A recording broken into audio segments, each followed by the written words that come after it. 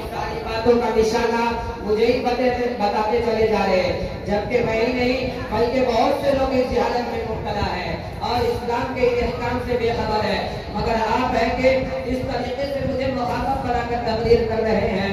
ऐसा लगता है गोया मैं ही रस्म रिवाज का मुरीद हूँ और दुनिया में मुझसे ज्यादा बुरा आपकी नजर में कोई नहीं है। मेरे भाई, आप नाराज मत हो, मैं आपको निशाना नहीं बना रहा हूँ, बल्कि मैं हकीकत का ऐलान कर रहा हूँ जो तुम्हारे लिए और खुसूसन तुम्हारे हमशब और चेलों के लिए इसका इंतजाम है। सुनो और गौर से सुनो, मेयारे जिंदगी की हवस ने निकाह जैसे आसान सा मसले को दुश्वार बनाकर रख दिया है।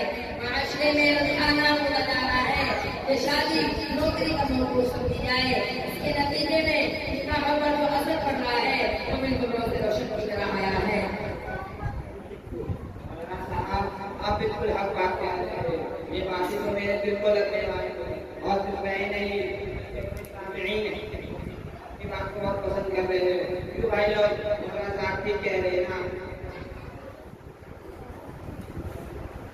मौलाना साहब, आपने निकाह के सिलसिले में जो बातें बयां की है और अहादीस से उसका सबूत पेश किया है वो तो वाक़ईतन काबिल तस्लीम है और अब तक इससे नवाज़िश था, लेकिन मेरी समझ में ये नहीं आता कि आप लोग जहेज देने और लेने से क्यों रोकते हैं।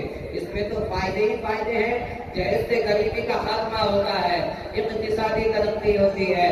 कितनी गरीबों, मोहताज और नादार किस्म के लोग ऐसे हैं जिनके औलाद का रिश्ता किसी मालदार घराने से हो जाता है तो उनके घर की मखलूकुल हाली दूर हो जाती है और वो खुशी और मसरत के साथ जिंदगी बसर करते हैं। कितने घर ऐसे हैं जिनके आंगन में अंधेरा रहता है और साहिब संवत से जब उनका ताल्लुक हो जाता है तो फिर उनके आंगन में उजाला हो जाता है, उनका घर जगमगाने लगता है। आखिर ये खुशी ऐसी किस चीज की बदौलत है? जाहिर है उसका असल सबब निकाह और जहेज़ी है और फिर कौन नहीं चाहता कि उसकी बेटी और दामाद खुशहाल जिंदगी बसर करे। इस जैसे शरीयत मुर्दे और वकील ऐसे हो सकते हैं जो अपने दामाद को 3000 की पुरानी साइकिल और 500 रुपए वाली प्लास्टिक की घड़ी देकर खुद भी तंगी की जिंदगी गुजारते हैं और अपने रिश्तेदारों को भी तंगी में रखना चाहते हैं। जब हमारे पास इतना पैसा ही नहीं तो क्या हम चोरी करता डाका डालकर आपके लिए बुलेट में भी ना करें? आप किसी गरीब पे या शादी कर लेंगे और लालची में इंसान मालूम होते हो, तभी तो इसकी सारी खराबियां हमारी जगह में बड़ी मालूम होती है। हमारी जगह इस बात पर तो है कि मालदार घराने से रिश्ता हो जाने से मालूम असबाब की ज्यादती होती है, आंगन में उजाला होता है, मगर तुमने कभी ये नहीं सोचा कि दहेज लाने वाली बीवी का अपने स्वार्थ के साथ कैसा रहता है। वो अपने आप को दौलत के नशे में आका और शोहर को अपना गुलाम समझने लगती है और जब भी कोई महमीना चाहते और बिगाड़ पैदा होती है तो अपने जहेज के सामानों का हवाला देती है। नतीजतन शोहर की जिंदगी का लेलम बन जाती है और जिंदगी को बना तय करना एक बेहद दुश्वार मसला हो जाता है जिसका सुलझाना बहुत मुश्किल हो जाता है। तुमने सोच लिया कि दहेज से गरीब का खात्मा होता है, तरक्की होती है, मगर तुम्हारे मेरे कंट्री में कभी ख्याल नहीं गुजरा के गरीबों की बेटियों के लिए सामान्य जैसे कहां से आएगा। उनकी नादार बेटियों पर जब जवानी को जो मन चढ़ने लगेगा और तुम पर गुलाब की बड़ी की नजाकत करने लगेगी तो उनके हाथ के लिए कौन करेगा। एक आज तुमने कभी तारीख का इंतजार न करके ये सोचा होता कि इसे जवान अपराध ऐसे है जो अपनी मानी दवाई की वजह से अंधेरेपन और बुढ़ापे का शादी नहीं कर पाते।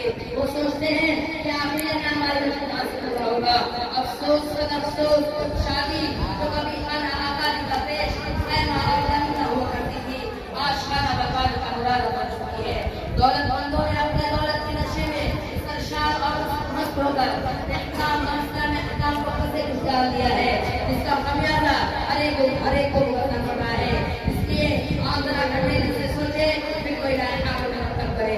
मौलाना साहब, आपकी बातें तो समझ में आ रही है, लेकिन तो आप ये तस्लीम करेंगे कि जहेज देना बाहिज़ फर्ज है, उससे लड़की वालों की शान शौकत का मुज़ाहिरा होता है, जगह जगह उसके चर्चे होते हैं और लड़की वाले की शोहरत होती है जिससे उसकी इज्जत व अज़मत और वक़ार में इजाफा होता है।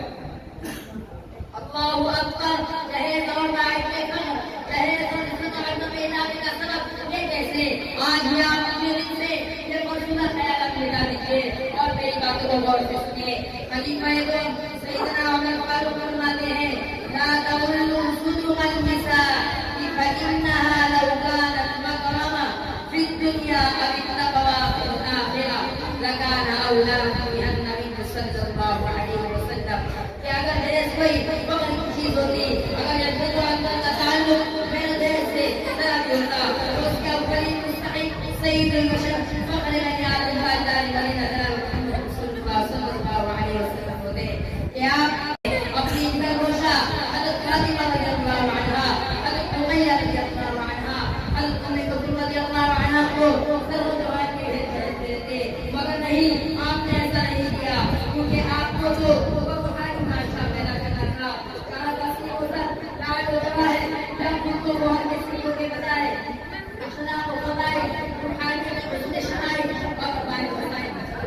جہاں تک ہوا اور خشیت ایمان احسان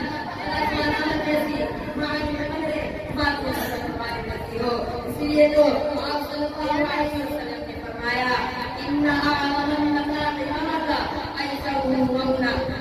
سب سے بابرکت کام وہ ہے جس میں کم خرچ اور خدا کرتا ہے اور خدا صلی اللہ علیہ وسلم نے اس کو بتایا ہے. اسی لیے ہمیں آپ صلی اللہ علیہ وسلم کے طریقے کو اپنانا چاہیے اور اس پر عمل کرنا چاہیے کیونکہ اسی میں ہمیں بنائی ہے. کبھی کے راستے سے قدم جو بھی ہٹائے گا، کبھی کے راستے سے قدم جو بھی ہٹائے گا، کبھی راستہ نہ پائے گا، کبھی منزل نہ پائے گا.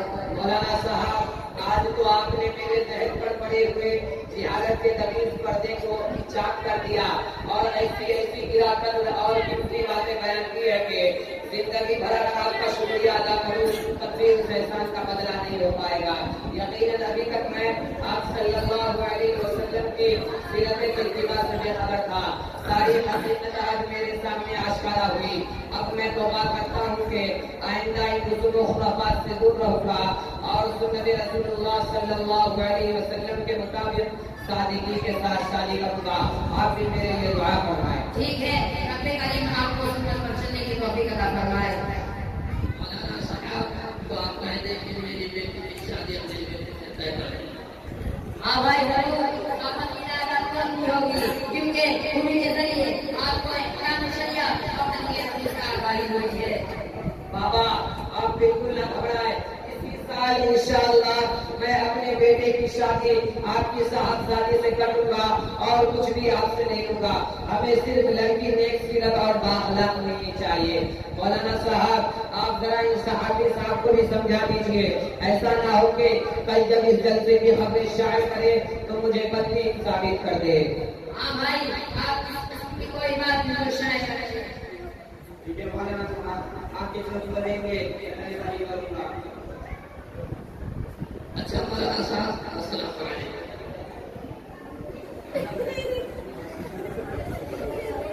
ماشاء اللہ بہت خوب. یہ آپ حضرات جہیز تجارت کے موضوع پر مکالمہ سن رہے تھے.